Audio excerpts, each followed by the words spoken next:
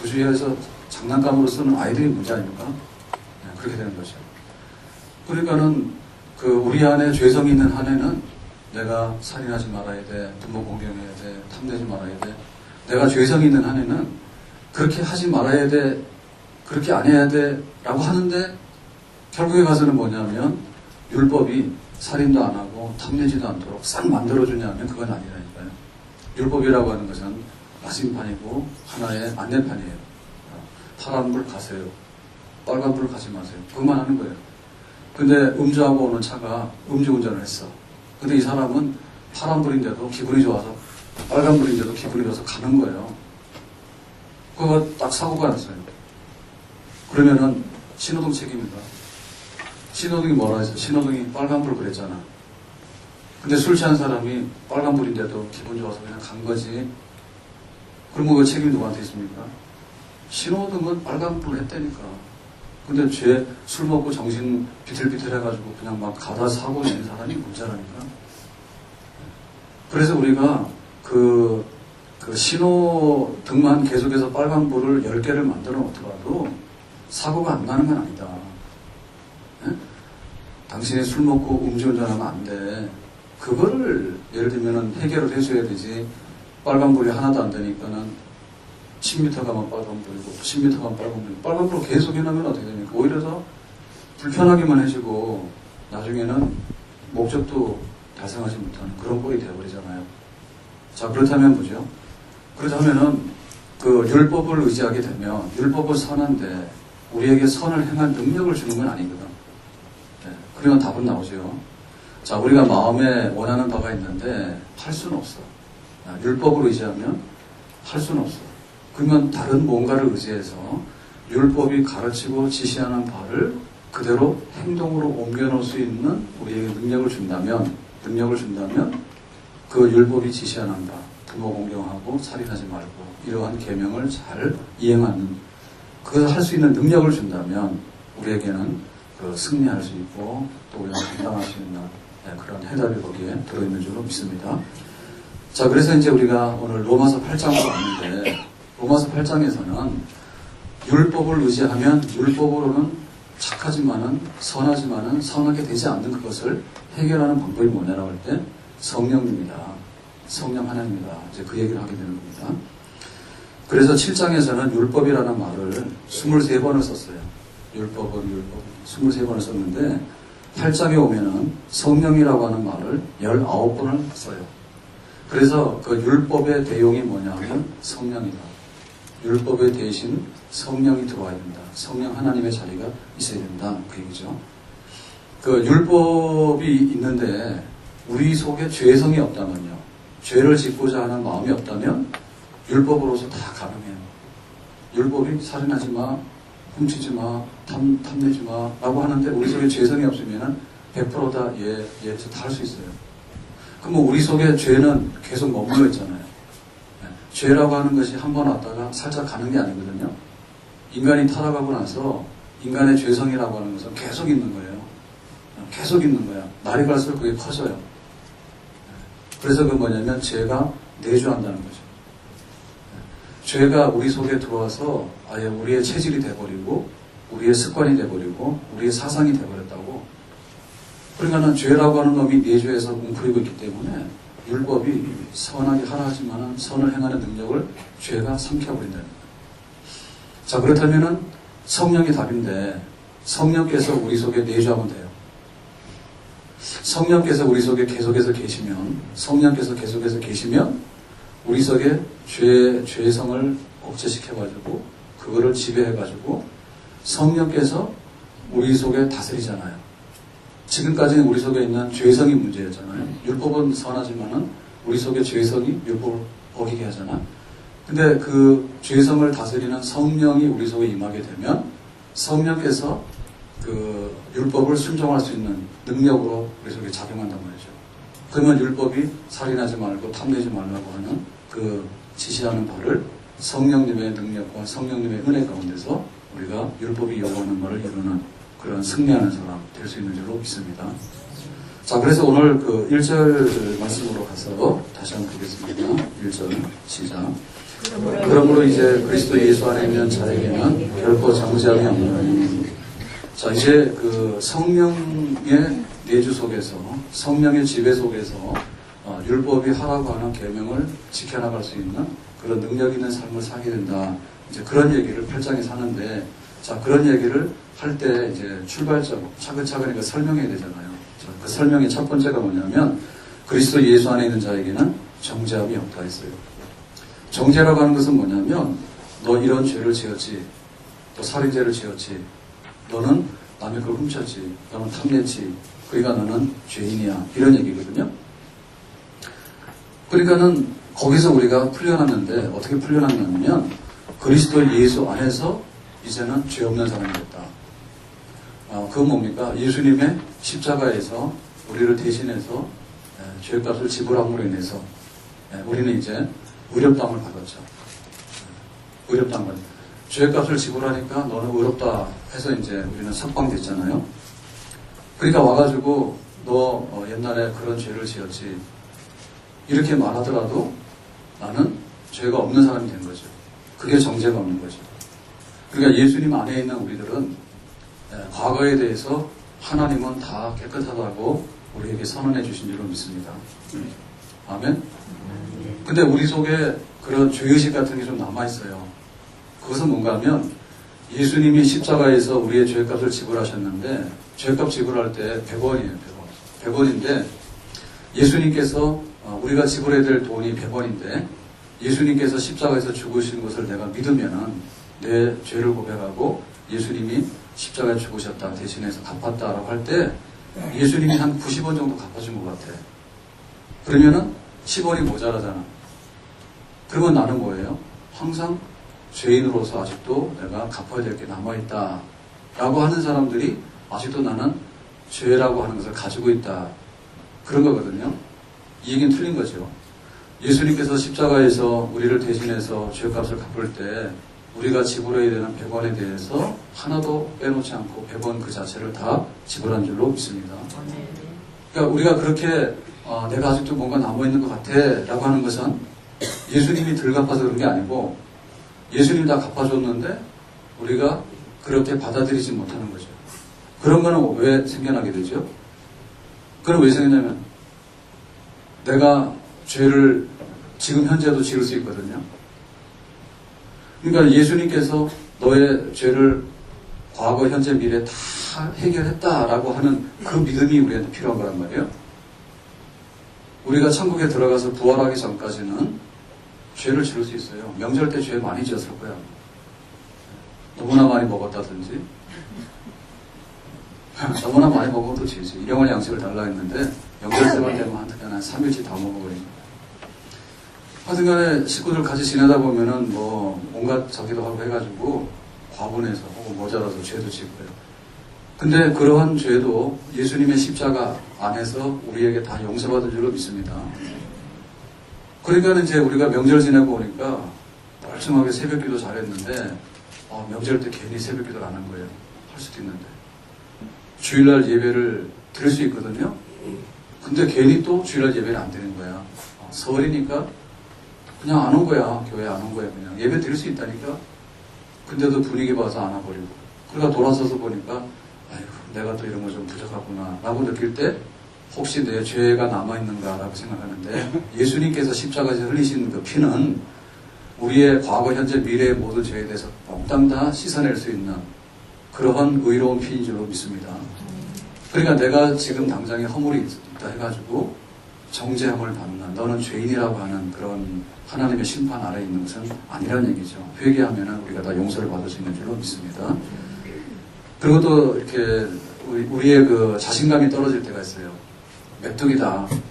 정탐꾼들이 가데스바네에서 40일 동안 가나안 땅을 갔다 왔는데 가나안 사람은 대장 보고 우리는 메뚜기다 그랬거든요.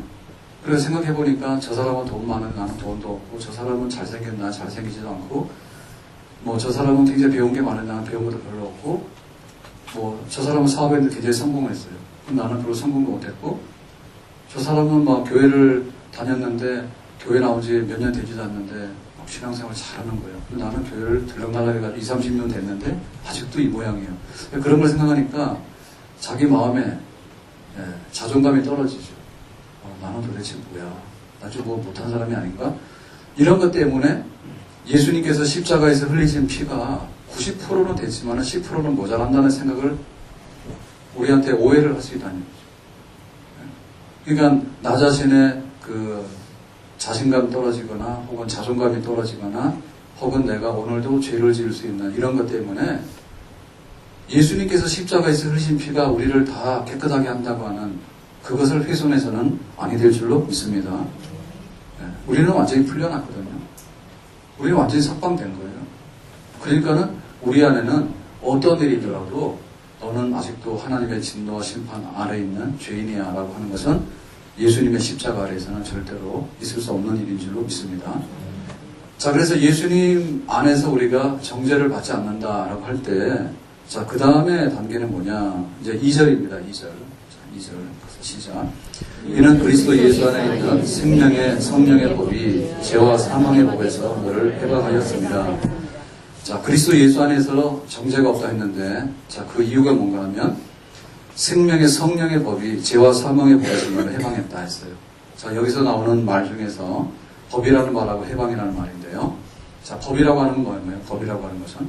법이라고 하는 것은, 그대로, 규칙대로 시행하는 게 법이에요. 뭐, 자동차사를 내세요. 법이죠.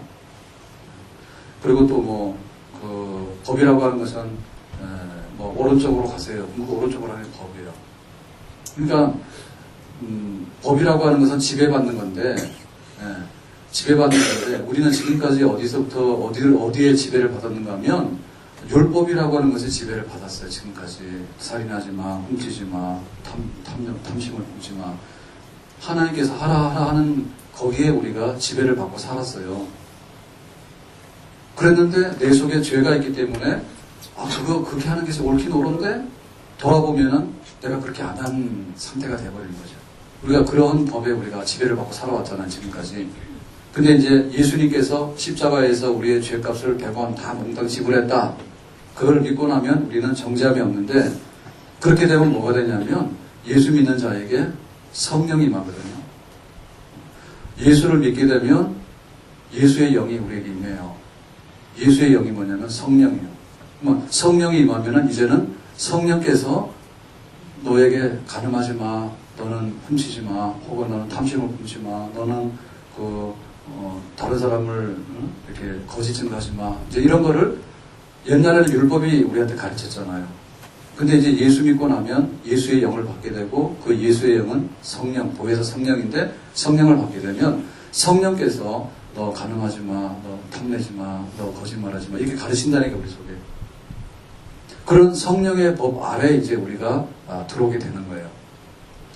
그래서 도대체 그러면 성령이라는 게 뭐냐? 성령이라는 것은 예수를 믿었는데 성령이라는 것은 뭐냐 할 때, 우리가 믿는 하나님은 성부 하나님, 성자 하나님, 성령 하나님, 삼위로 계시지만은 삼신이 아니라 한 분이신 하나님, 그 삼위일체 하나님 믿습니다. 아멘. 자, 그러면은 이 성령 하나님은 뭐냐? 성령 하나님은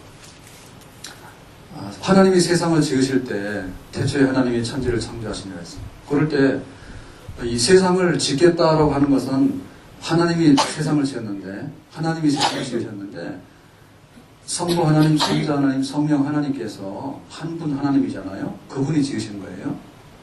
그런데 각 성부, 성자, 성령의 역할은 다르죠. 그러니까 세상을 지어서 영광 받겠다, 예배를 받겠다라고 하는 것은 뭡니까? 성부 하나님의 계획이에요. 세상을 지을까 말까라고 하는 것은 누구의 계획입니까? 고난입니까? 아버지의 고난이에요. 그 바로 머리죠, 머리. 우리가 집안에 어떤 일이 있을 때 그 집안의 일에 대해서 의견을 들어요. 근데 공식적으로 결정을 선포하는 것은 누굽니까? 아버지요. 그러니까 성부 하나님께서 세상을 지을 계획을 확정짓는 거죠. 그러면 세상을 짓는 데 있어서 설계는 누가 합니까? 설계. 그 세밀한 이 모든 것들을 가지고서 실제로 하는 것은 뭐냐? 성자 하나님, 하나님의 아들 성자가 말씀으로 그 모든 것을 행하죠. 그 세밀한 모든 계획을 이제 집행을 하게 되죠. 그럴 때 그 세상을 지을 때 실제적인 능력은 성령 하나님 몫입니다. 그래서 하나님께서 생기를 불어넣고 성령 하나님께서. 그러니까는 하나님이 천지를 지었다고 하는 그 하나의 사건 안에도 성부 하나님의 계획과 성자 하나님의 역사와 성령 하나님의 역사가 거기에 들어있는 거예요. 그러니까 성령 하나님은 세상을 창조할 때부터 하나님이에요. 성령 하나님은. 그리고 성령 하나님은 예수님을 죽은 가운데서 살리신 바로 그 능력의 영이죠. 죽은 자를 살려낼 수 있는 능력의 영이 바로 성령 하나님이다. 그리고 성령이 뭐냐? 우리 속에 딱 그 예수를 죄를 고백하고 예수를 믿게 하는 그 역사를 정확하게 얘기하면 누가 하는 겁니까? 하나님이 했다 하는데 그 하나님은 성령 하나님입니다. 그러니까 죄를 지었는데 우리 마음이 강팍해가지고 죄성이 도사리고 있을 때는 절대로 인정을 안 해요. 하나님 없다 하고 무슨 죄를 지었다면 나만 그러냐 하고 그거는 그럴 수 있다 하고 이렇게 하지 받아들이지 않아요. 근데 성령 하나님께서 녹화하죠. 너는 그런 죄를 지었잖아. 그게 죄잖아라고 할 때 비로소 깨지는 거예요. 돌덩이 같은 그런 완악한 마음이 깨지고 네가 하나님 앞에서 죄값을 갚으려면 얼마나 많은데 너 100원 있어? 그러면 옛날에는 나 100원 있다 그러거든요. 덤빈다니까요. 그래서 내가 길거리 지나가는 할아버지한테 돈도 1,000원 줬는데 내가 얼마나 착한데 이런 식으로 생각하면서 자기의 공로가 있다라고 우겼다고 지금까지는. 근데 성령 하나님께서 역사하시면 녹화할 때 내 죄 있어요 라고 깨닫기 시작해요. 그리고 그 죄값을 위해서 하나님의 아들 성자 하나님께서 십자가에서 고난받고 피 흘려 죽으시기까지 했단다. 그러면은 아이고 나를 위해서 그렇게 많이 사랑하셨나요? 그리고 눈물을 흘리면서 받아들이는 거예요. 그 모든 역사가 성령 하나님께서 우리에게 역사하시는 그런 그 특별한 그 증거인 줄 믿습니다. 그러니까 우리가 예수 그리스도 안에서 예수님께서 십자가에서 하신 그 모든 일들을 들을 때 우리가 믿음을 갖게 되는 것은 바로 성령 하나님의 역사입니다. 그리고 우리가 예수를 믿는다고 고백해서 문지방을 넘어왔잖아요. 문지방 넘어왔죠. 그러고는 세례를 받았죠. 세상은 안녕, 죄는 안녕, 나는 이제부터 깨끗한 사람이고 이제는 나는 예수 믿는 사람이야 라고 해서 세례 받아서 예수님과 내가 이제 하나가 됐잖아요. 그러면 예수님과 내가 하나가 돼서 살아가는 생활은 뭐냐? 동거하는 생활이죠. 동거하는 생활.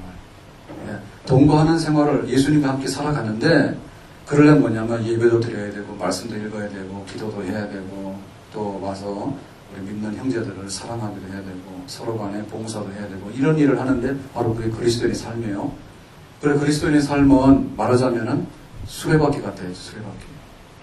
하나님 말씀 받고 기도하고 또 믿는 형제들을 사랑해서 교제하고 안 믿는 사람들한테 나가서 예수 믿으라고 전파해서 전도하고 그죠? 그래서 말씀, 기도, 교제, 전도 이런 수레바퀴의 삶 그게 바로 그리스도인의 삶이에요. 그런 그리스도인으로서 삶을 윤활유 기름 쳐가지고 계속해서 바퀴가 굴러가면서 살도록 하는 거 그건 누구냐? 성령 하나님 역사예요. 성령 하나님 역사예요. 믿습니까? 그러니까 우리가 예수를 딱 믿었는데 예수 믿고 싹이 났거든요. 그 싹이 났는데 그 싹 난 데다가 계속해서 물 줘가지고 햇볕을 쬐고 물 줘가지고 그놈이 계속해서 유사기가 자라고 무성하게 나무가 돼서 열매까지 맺도록 하는 거 그 모든 그리스도 안에서 예수 믿는 그 안에서 내가 신앙생활을 계속 해나갈 수 있는 것은 바로 성령님의 그런 역사죠. 그러니까 율법의 법 아래 있을 때 율법의 법 아래 있을 때는 뭐냐면 율법이 너 살인하면 안 돼, 너 거짓말하면 안 돼, 너 탐내면 안 되라는 걸 말했다니까. 그 율법은 옳아요. 그리고 거룩해요, 선해요. 근데 내 속에 죄가 있단 말이에요. 죄가 있으니까 죄는 뭐냐면 그래도 살인하고 그래도 미워하고 그래도 불순종하고 그래도 탐내고 하여튼간에 내 속에 죄성이 살아있는 한에는 그 율법의 요구에 우리가 순응해서 거룩하고 선한 삶으로 못 간단 말이에요. 그러니까 이제 예수님께서 십자가에서 우리의 죄를 대신해서 피 흘려 죽으심으로 인해서 우리가 그걸 믿게 되면 예수의 영을 받게 되면 성령을 받게 되면 이제는 성령께서 말씀하시는 거죠. 너 살인하면 안 되지. 성령께서 말씀하시는 거예요. 너 탐내면 안 되지. 성령께서 말씀하시는 거예요.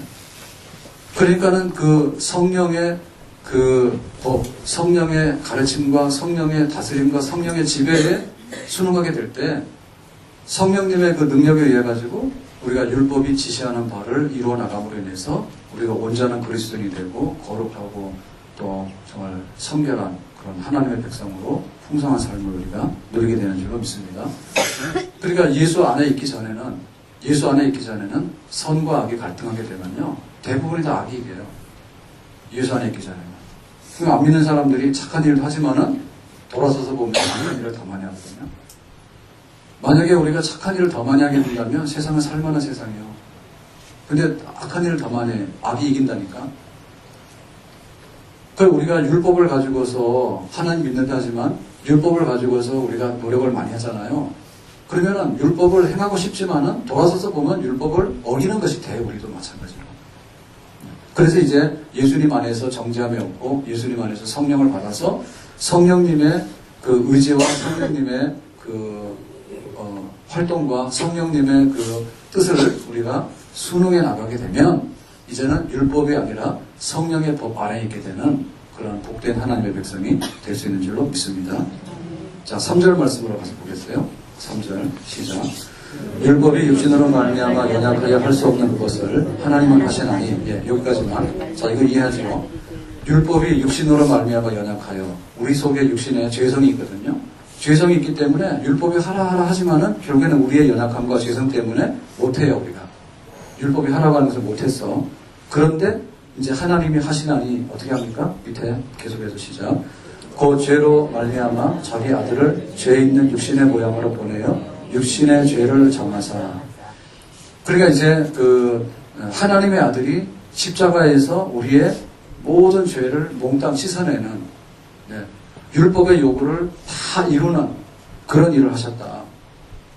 그러니까 만약에 예수님께서 그 십자가에서 그 율법이 말하는 그 모든 그 우리가 행하지 못한 죄에 대한 값을 예수님께서 지불하지 않았다면 우리는 여전히 율법이 오라가라는 한 대로 다닐 수밖에 없는 거예요.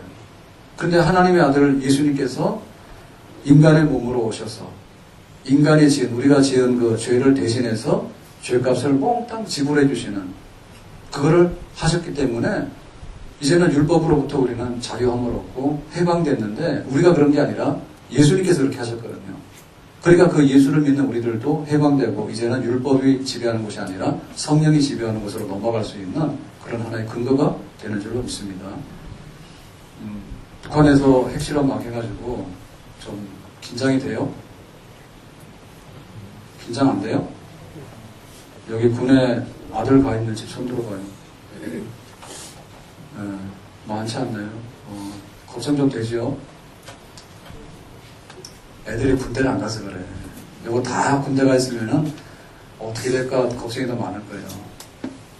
아들이 군대 가 있으면은 훨씬 더 우리가 볼 때 그럴 수 있는 거예요. 자, 그래서 이제 지금 우리나라는 이렇게 분단돼가지고 서로 적대적이잖아요. 네? 적대적이잖아. 그거 안 했으면 좋겠는데 하잖아. 그러니까는 뭐 우리 아들들 군대를 가야 되는 거고 군대 가 있더라도 북한에서 뭐 포를 쏜다든지 혹은 뭐 핵실험 한다든지 그러면은 여차에서 전쟁 났다면 큰일 나지.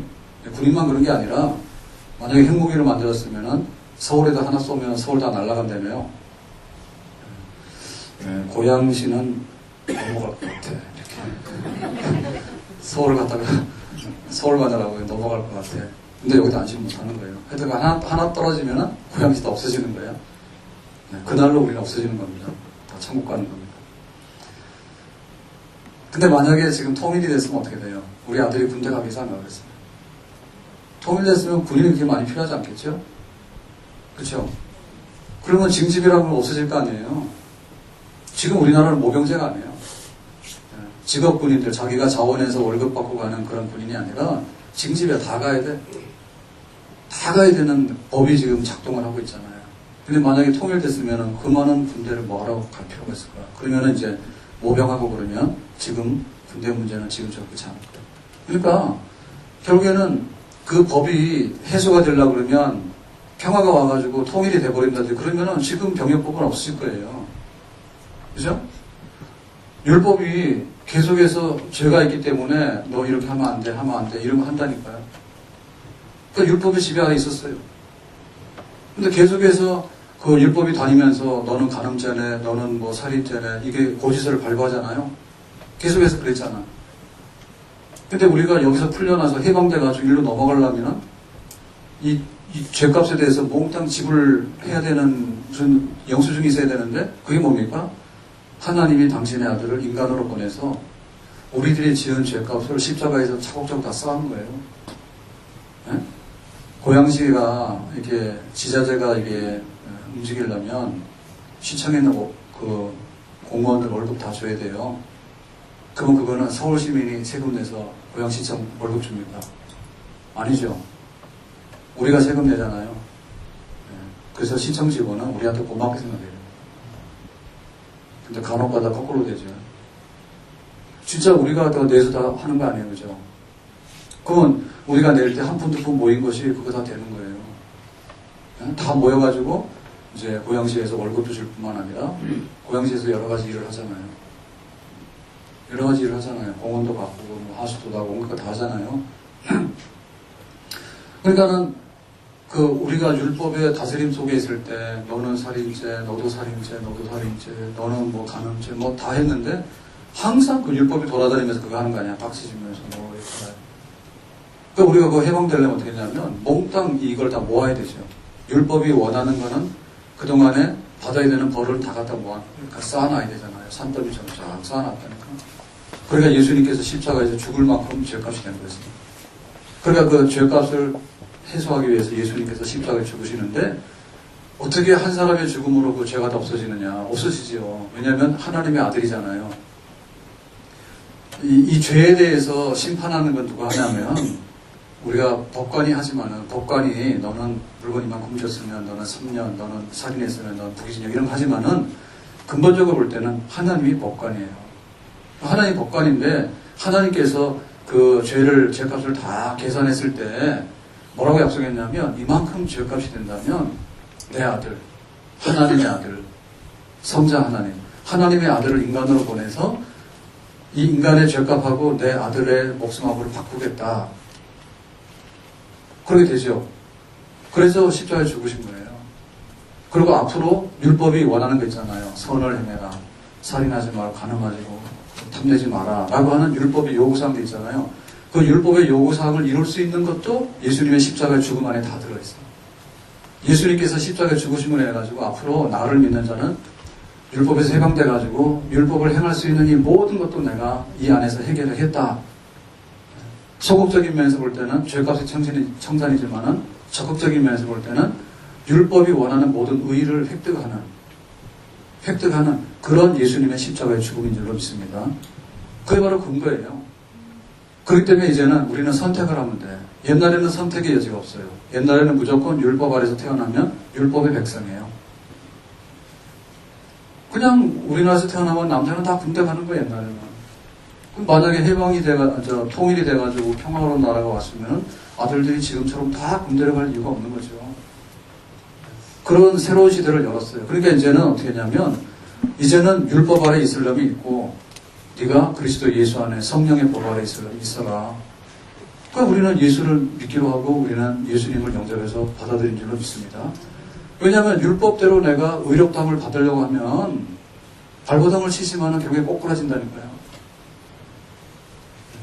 어제 날이 좀 풀렸잖아요. 어제 날 좀 풀렸죠. 그랬더니 큰 마을 딱 여기 내려가니까 이마트 지나서 옆길로 쫙 가서 큰 마을 내려가잖아요. 그러니까 집 앞에 눈 좀 쓰시오. 그게 얼어붙어가지고 얼음이 다 됐다 눈이. 그래가 어제 가보니까 좀 날이 풀리고 그러니까 누가 착한 분이 계신가 봐. 그런 분도 굉장히 착해. 그 이웃 사람이 가서 그 얼음 언놈을 갖다가 보도 사람 지나다니는 보도 있잖아요. 거기는 다 이렇게 치웠더라고. 보셨어요? 큰 마을 주민들? 네. 그거 지나가니까 안 미끄러지죠. 얼마나 좋아요. 얼음이 막 이렇게 5cm씩 얼었는데요. 그놈 놔두면요. 거짓말 안 못해도 3월 중순까지도 안 먹을 수 있어요. 이거 영상된다 해서 얼음 덩어리 금방 먹잖아요. 그러니까 금방 이렇게 삶 넣어서 제껴가지고 치워놓으니까 그거 평지가 되잖아요. 이게 원래 눈 올 때 딱 다 해야 되는 거예요, 그거. 그래서 제가 상당히 욕하고 다녔어요. 마을은 큰데 눈도 안 치는 겁니다. 근데 거기 차 다니는 데는 아직도 안 해놨어요. 밑에 가운데 도로 있잖아요. 거기 얼음덩어리예요. 근데 또 못 모르는 사람은 거기를 막 달려.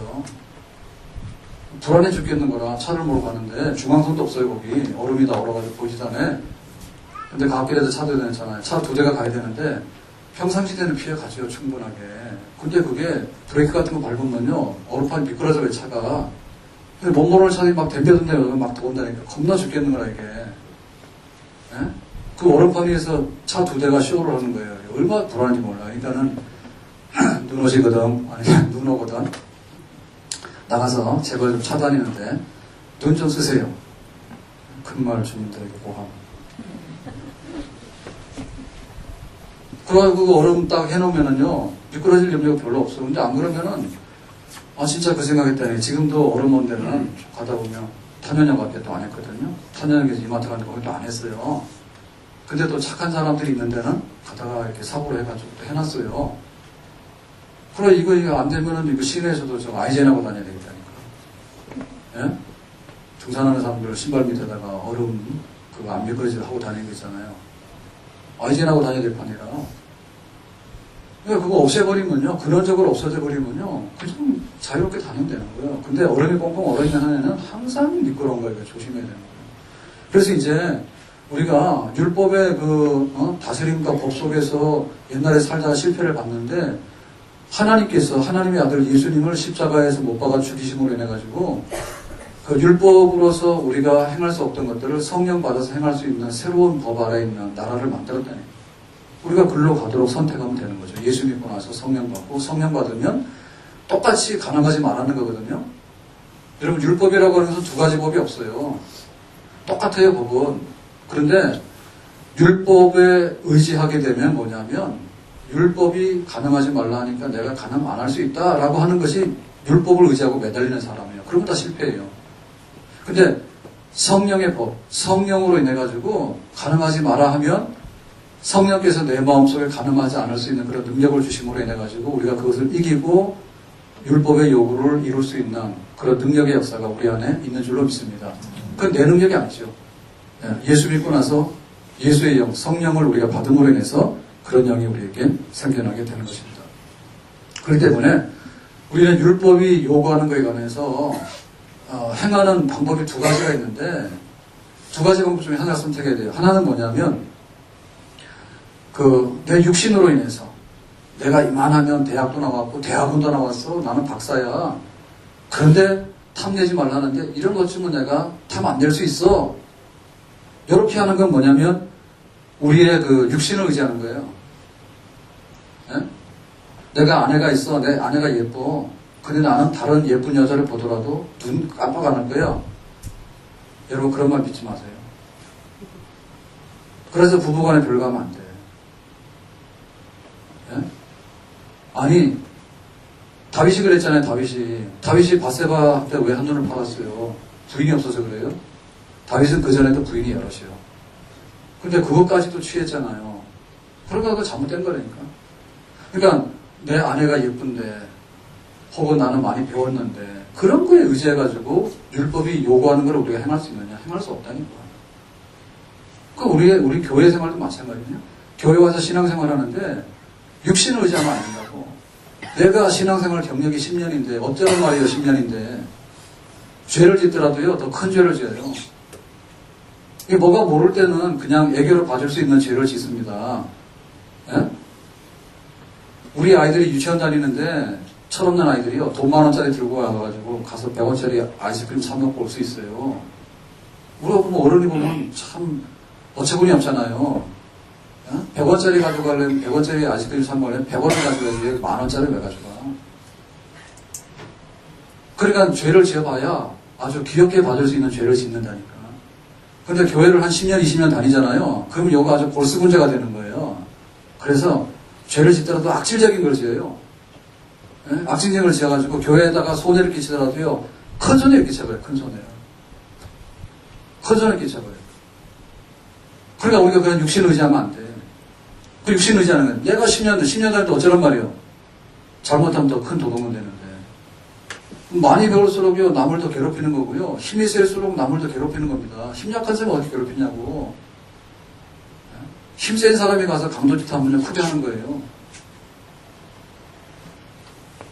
우리 큰아이하고 같이 있는 시간이 많아져가지고 몇 년 만에요. 그래서 요새 참 같이 놀아주느라 힘들어요. 그래서 밥 먹고 야 산책 가자 해서 갔다 오는데 뭐라고 하는데요. 그 옛날에는 막 공원도 좀 후졌거든요, 옛날에는. 근데 요즘에는 고양시 돈 되게 많은가 봐. 그래 가면 막 공원도 아주 막 화려하게 꾸며놨거든요. 뭐 벤치도 뭐 옛날에 안 그래도 너무 잘 해놨다 했더니 옛날에 여기서 돈 100원 뺏겼는데 막 이러더라고. 언제 그랬더니 자기 학교 들어가기 전에 막 고등학교 학생인데 일로 와봐라 그러더래. 가진 것이 돈 내놔 해가지고 100원에 1,000원 내놔라 그러더래. 그래서 그냥 1,000원 줬대. 그런 적이 또 있냐 했더니 게임방 가서도 한번 뺏겼대. 그때는 진짜 100원 뺏겼대. 야, 나 동전이 있어 그러더래. 그러더니 100원 싹 가져가더니요. 너에게 좋은 데 있을 거야. 이렇게 가져가더래. 그러니까는 힘센 놈이 힘 약한 놈은 그거 못해요. 뺏기긴 하지. 그렇기 때문에 우리가 육신을 의지하면 안 된다니까. 교회 섬기는 데도 마찬가지거든요. 오래 다니면 오래 다닐수록 더 크게 우리가 잘못될 수 있는 거고요. 성경을 알면 알수록요, 더 크게 잘못될 수 있는 거예요. 왜냐하면 자기 눈에 있는 들보는 생각 안 하고 남의 눈에 있는 티끌만 생각하거든요. 자기는 악질적으로 합니다. 예? 그런데 남의 거는 보인단 말이에요. 남의 거는. 그러니까는 자기가 알만하기 때문에 또 그러는 거예요. 그렇기 때문에 우리는 뭐냐면 한마디로 말해서 성령의 법 아래서 성령 안에 있지 않으면은 우리가 그 율법이 하라고 하는 좋은 것들을 절대로 행할 수 없는 그런 우리 현실인 것을 인정해야 될 줄로 믿습니다. 자, 그렇기 때문에 지금 그 율법하고 성령 얘기를 계속 하고 있는데 그 율법이 하라고 하는 것은요, 항상 그런 거예요. 뭐 하나님께 우상 숭배하지 말고 예배드리도록 하고 탐내지 말고 그런 거잖아요. 그죠? 그러니까는 내 육신을 의지해서 그걸 하려고 하면 실패하지만은 이제는 예수님의 죄값 지불하심을 믿고 예수 안에 있는 영, 성령을 받아서 내가 성령님의 의지해가지고 율법이 하라고 하는 우상 숭배하지 마라. 안식일을 거룩하게 지키라. 탐내지 말 것이라. 물건 훔치지 말 것이라. 살인하지 말 것이냐라. 라고 하는 그 성령님의 그 지혜와 성령님의 능력과 가르침을 의지하게 되면 우리는 그 율법의 선한 것을 내 육신으로 행하는 게 아니라 성령님의 능력으로 행하여서 율법의 선한 것을 이룰 수 있는 축복의 사람이 될 수 있는 줄로 믿습니다. 이것은 뭐냐면 율법주의가 아니에요. 다시 말하면 성령주의입니다. 이게 성령파입니다. 인간의 육신대로 내가 뭔가를 할 수 있다고 생각하는 것은 육신파죠. 육체파입니다. 육체파. 근데 성령파가 돼가지고요, 성령님의 의지에서 성령님의 은혜 가운데서 내가 이것을 할 수 있다라고 말하면 이거는 신령한 사람이고 성령의 사람이거든요. 바로 이 성령 받은 사람이 하나님의 율법에 원하는 수준들을 이루어드릴 수 있는 능력이 있고 성결한 삶을 살게 되는 줄로 믿습니다. 그렇기 때문에 성령 받은 거하고 율법을 지키는 거하고요, 비례하는 거예요. 성령의 다스림과 지배 속에 있으면은 율법의 선한 것을 이루는 데에 월등하게 잘해요. 그러니까는 우리가 율법을 버리면 안 돼요. 율법을 육신으로 행해가지고 의롭다함 받는 건 아닌데 예수님을 믿어서 정죄함을 받지 아니하고 예수를 믿어서 예수의 영을 받아가지고 성령 받아가지고 살게 되잖아요. 그러면 우리는 율법이 높은 수준의 것을 원할 때 성령으로서 율법의 높은 수준을 이루어드리는 성화된 삶, 그리스도인다운 그런 삶을 우리는 비로소 살게 되는 줄로 믿습니다. 그래서 우리가 8장으로 넘어와서 7장까지 고민했던 부분 있잖아요.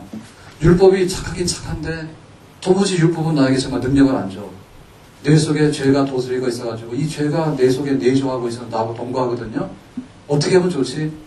간혹가다 선을 행하지만 돌아보면 악을 행하는 건 더 많고 그런 탄식 속에 있었는데 이제 그리스도 예수 안에 있는 우리들에게는 정죄함이 없고 성령의 법 안에서 그 율법의 선한 것을 성령님의 능력으로 이루어드리는 신령한 삶, 칭찬받는 그리스도인의 자리에 이르게 되는 줄로 믿습니다. 예수님께서 우리를 왜 구원하셨을까? 여러분, 예수님께서 우리를 구원하신 것은요, 우리가 거룩한 백성으로 살아가는 모습을 보기를 원해서 구원하신 거예요. 구원이라고 하는 것은 물에 빠진 놈을 딱 건져놓은 것만이 구원이 아니에요. 그건 구원의 시작이에요. 그러니까는 물에 빠진 놈을 딱 건져놓게 되면 그 다음 뭐냐면 이 사람이 아주 그냥 자기가 은혜 받은 대로 나가서 잘 사는 거죠. 예? 잘 살아서 내가 다시 산 보람이 있다라고 하는 거룩한 삶을 사는 거죠. 그게 우리가 건져놓은 사람의 그 뜻 아니겠어요? 빠진 놈을 건져놨을 때 다시 돌아가서 죄를 짓거나 세상을 시끄럽게 하는 사람이 아니라 건져놨으니까 이제는 세상을 아름답게 하고 선하게 하는 일에 네 생명을 바쳐라. 그런 걸 우리 원하잖아요. 예수님께서 우리를 구원하신 목적은 우리가 거룩한 삶을 사는 백성이 되기 위해서 우리를 구원해 놓으신 줄로 믿습니다. 그렇기 때문에 내가 어떻게 이 거룩한 삶을 살아드릴 것인가라고 하는 것은 내 육신을 의지하거나 내 육신 때문에 제대로 작용할 수 없는 율법을 의지하지 말고 이제는 성령만 의지해서 성령님 안에서 내가 하나님의 거룩한 백성으로 성장하고 그렇게 칭찬받는 자리에 우리 모두가 설 수 있기를 주의 이름으로 축원합니다.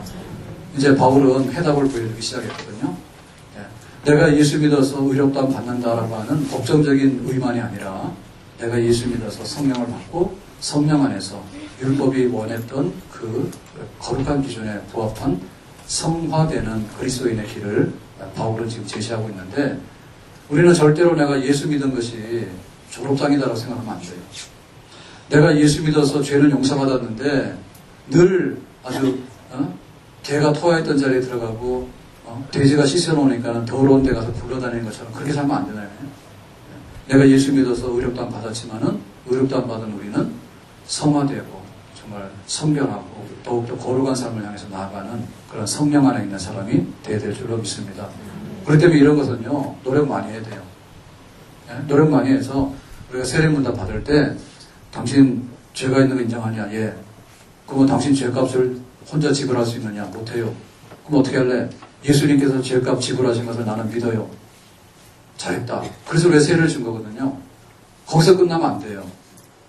왜냐하면은 내가 죄값을 지불했다, 백지 상태다라고 하는데 내 안에 있는 육신대로 의지하다 보면 우리가 더러워진단 말이에요. 그러니까 내 안에 성령을 의지해서 성령님이 원하는 삶을 살아가게 되는 이 정말 그 야곱이 이스라엘 때는 그 과정 속에 있는 성령 안에서 내가 행하고자 하는 선을 행하지 못하고 악을 행하는 게 아니라 내가 행하고자 하는 선을 성령님의 능력 안에서 행해 나가서 마침내 율법주의자들이 이루지 못했던 육신을 자랑했던 사람들이 이루지 못했던 성령님을 의지해서 거룩한 삶의 수준에까지 도달할 수 있는 성결하고 높은 수준의 그리스도인이 되는 길, 그 길을 우리가 힘써 가야 될 줄로 믿습니다. 그래서 우리 신앙생활은 결코 쉼이나 졸업이 있을 수 없다. 성령 안에서 하나님의 높은 뜻을 잘 받들 수 있는, 그래서 하나님께서 구원해 놓으니까 정말 보람있다. 구원시켜 놓으니까 정말 보람있다. 이렇게 향기롭고 아름답게 살아가는 사람을 보니까 내가 기쁨이 넘치다고 하는 그런 하나님의 인정받는 백성이 되기를 주님의 이름으로 축원합니다. 이렇게 기도합시다. 우리 다 같이 오늘